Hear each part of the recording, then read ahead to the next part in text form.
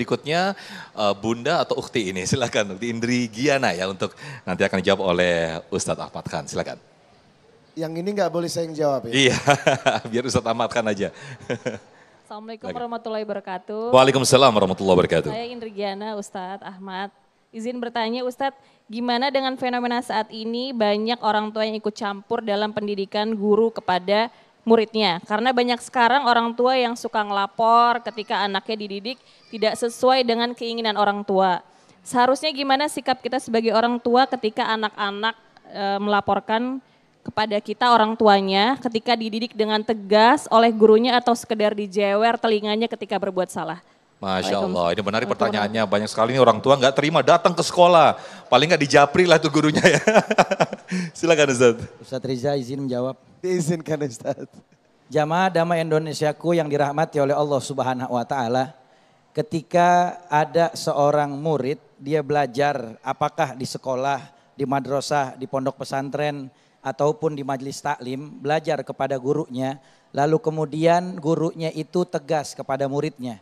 Tetapi orang tuanya tidak terima, bahkan mungkin tidak ridho anaknya dididik dengan tegas oleh gurunya. Maka perlu kita ketahui, sebagaimana tadi sudah saya sampaikan di awal, seorang orang tua ketika menitipkan anaknya untuk belajar kepada gurunya, maka dia harus memiliki beberapa hal. Yang pertama, dia harus tega sama anaknya.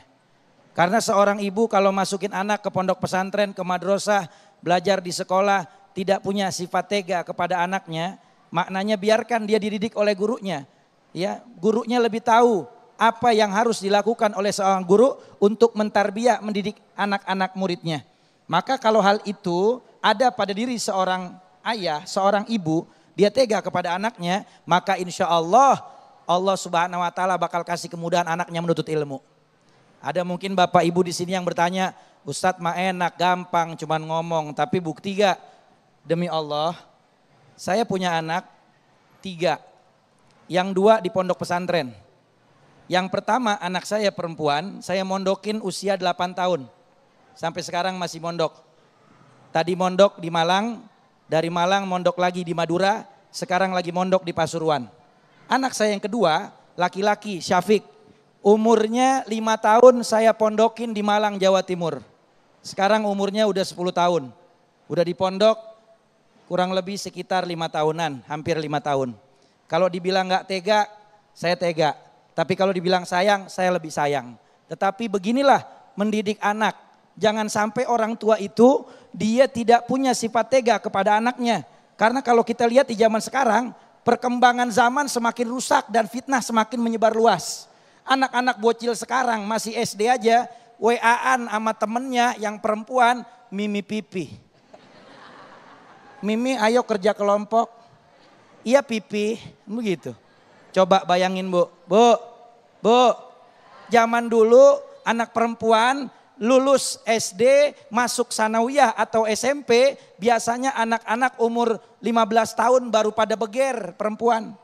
Karena sebelum maghrib udah mesti di dalam rumah, nggak boleh keluar rumah. Zaman sekarang ada orang tua yang ngebiarin anaknya keluar rumah, mau pulang jam berapa aja.